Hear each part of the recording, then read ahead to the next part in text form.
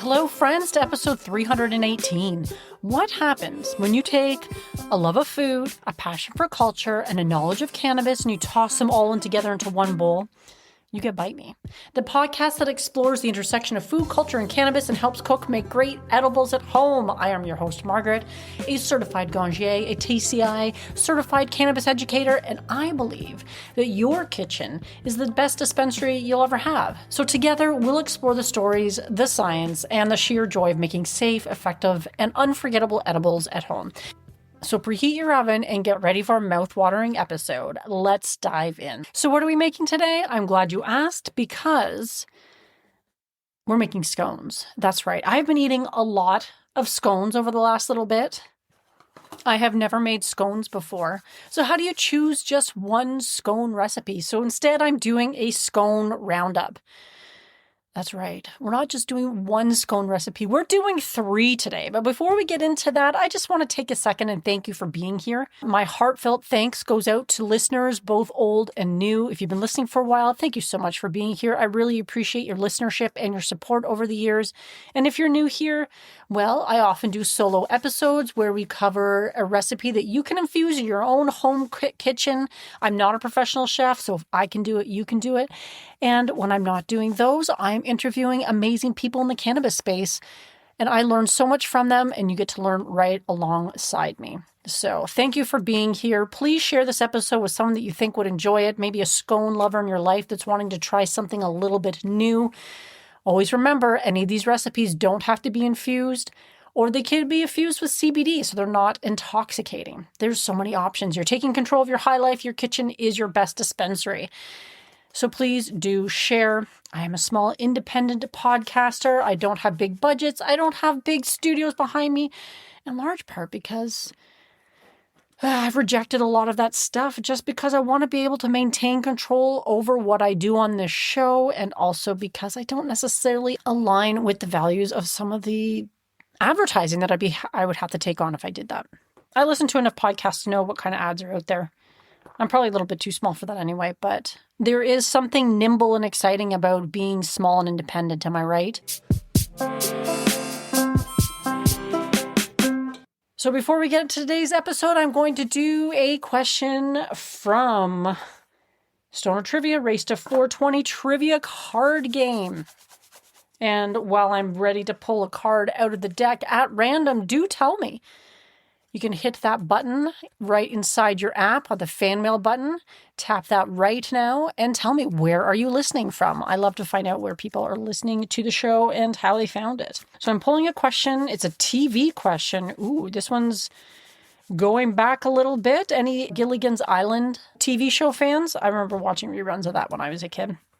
So this one, on the TV show Gilligan's Island, which character was not busted for weed?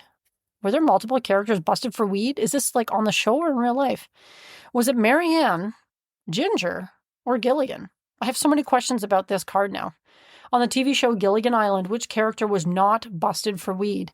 And if any of you know, I might have to look that up before this episode is out and let you know at the end of the episode. But if you guessed Ginger, you would be correct. I do remember watching that show when I was a kid, but honestly, are they talking about the character arrested for weed on the show or in real life? I mean, they are giving the TV show character names, so who knows?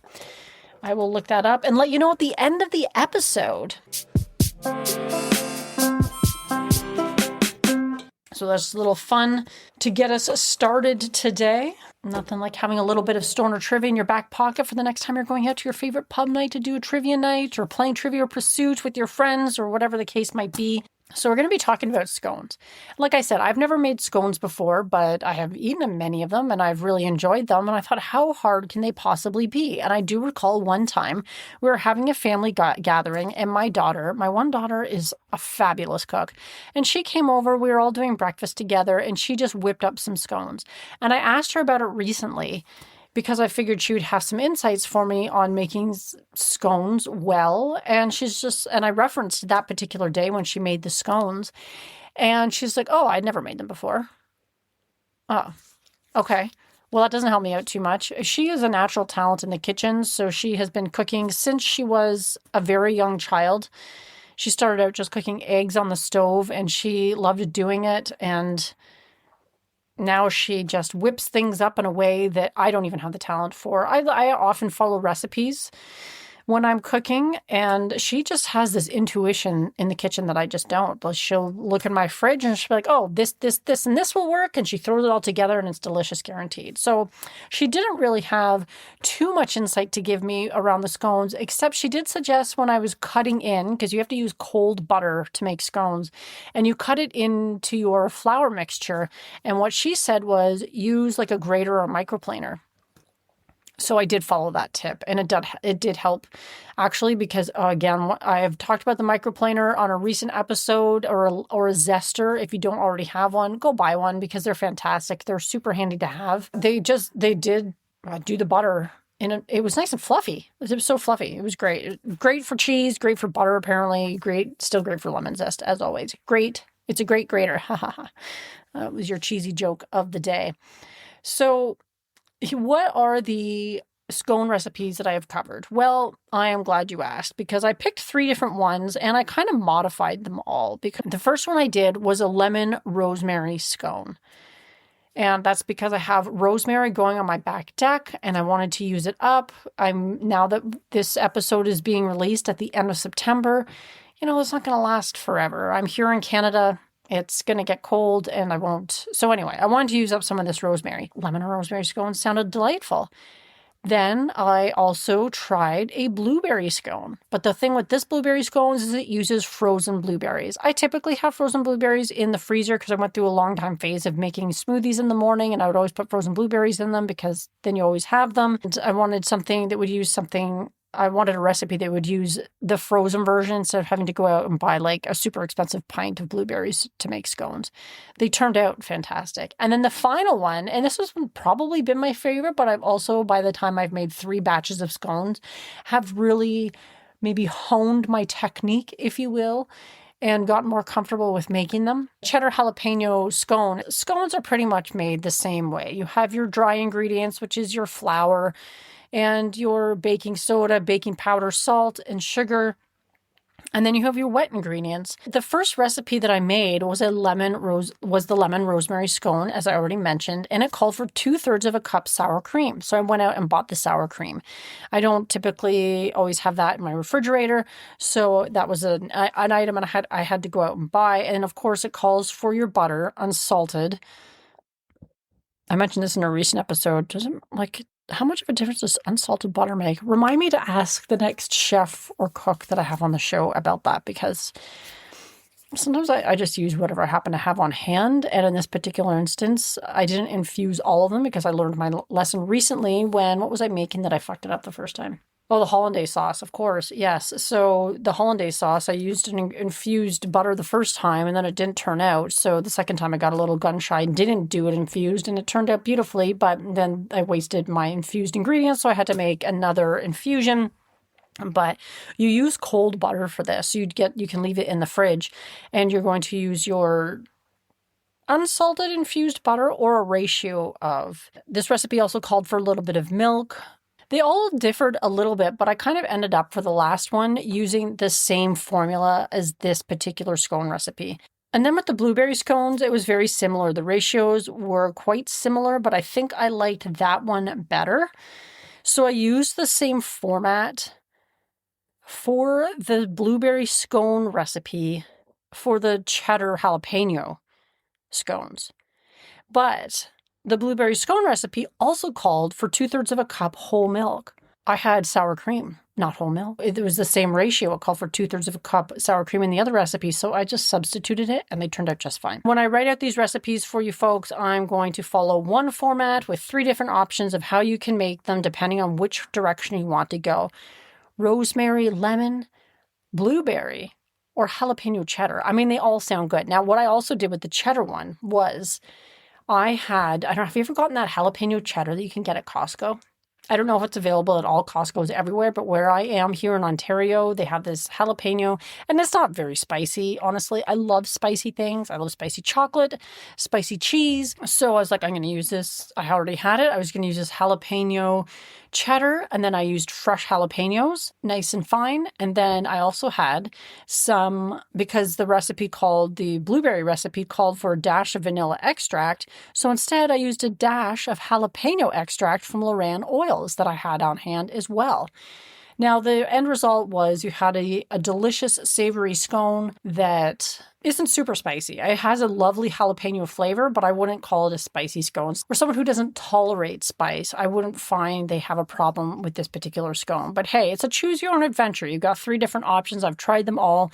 I almost feel like I need to go back and try the lemon-rosemary ones again because they're really good, but I think the second recipe was probably the best of all the 3. And again, I modified it a little bit to use the sour cream that I already had on hand.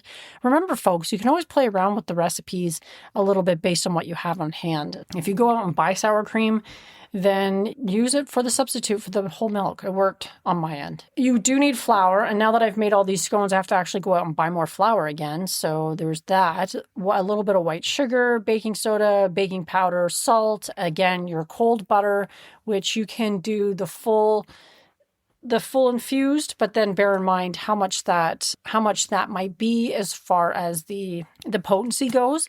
And again, I'll link to my calculator or I'll link to the dosage guide that I made because I did a whole episode on how to calculate the dosing so you would always know whether you're doing this for yourself or whether you're wanting to gift the scones to somebody else. And even if you're using something like CBD, it's always a good idea to know how much CBD is in that particular recipe because you still want to inform people so that they can consent to consuming this plant medicine. Even though CBD is non-intoxicating, it does not mean that it is non-psychoactive. You need some eggs. And depending on which way you go, you need your frozen blueberries, your rosemary or lemon, or your jalapeno and your cheddar. Like most of these baked things, you put together your dry ingredients, and then you're going to cut in or grate your cold butter. Then you add the rest of the wet ingredients. And then it makes a batter. You form it. You put it on a pan in the oven. 20 minutes later, you have hot, delicious scones. I don't know why I haven't been making scones more. They're fantastic. I have been really enjoying these. I can't believe for 6 years I've never made scones. I actually think my daughter would be very proud. So I will attach the recipes in the show notes for you so you can try one of them out. And of course, if none of those particular flavors appeal to you, you could substitute any of those things for something that you do like. But as always, I would love to hear how you find them. And one place to share your results, of course, is always at the Bite Me Cannabis Club. And I'm always welcoming new members into the club. I would love to have you there. That's where we continue this conversation because frankly, podcasting can be pretty lonely. I'm sitting here. It's a rainy day. I'm alone in my basement and I'm talking to y'all, but you can't talk back. But you can do that over at the Bite Me Cannabis Club. So I hope you consider joining. That's join@biteme.com. And I do have a lot of really interesting interviews coming up that I'm really looking forward to sharing with you. I've got lots on the books and I'm going to keep them coming because I love doing the interviews and I love learning about people doing cool things in the cannabis space right alongside you. So next week, you can expect to hear an interview with Angelique of the editor-in-chief of North Plume magazine, which is a cannabis wellness magazine that is relatively new, based in the Minnesota area. And they're doing some cool things, and I think you're really going to enjoy that episode. And I have many more to come. With that, my friends, I hope you will give these a try. As always, do check out the website for extra recipe inspiration. Check out Bite Me Cannabis Club. I would love to have you over there.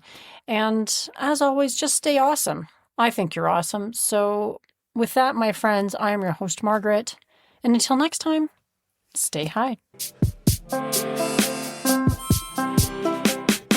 And ended up with a nearly 3-hour tour of the Teton County Sheriff's Office in jail when the 69-year-old was caught with marijuana while in her vehicle while driving home. She is now, at the time, was serving 6 months unsupervised probation for the crime, quote unquote. She was sentenced February 29th to 5 days in jail and fined $410.50 and placed on probation after pleading guilty to 1 count of reckless driving. So does that mean Gilligan was also fined? Oh, it's not the first time Wells has been linked to a pot bust. In 1998, her name came up after Gilligan's Island co-star Bob Denver was arrested for marijuana possession in West Virginia.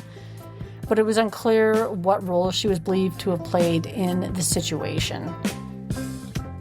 Her spokesperson has denied that Wells had any connection to Denver's arrest. So there you have it, folks. It wasn't the characters, obviously, even though there's an image here on this particular website that shows the characters in some kind of, for those of you who are really curious to know, jail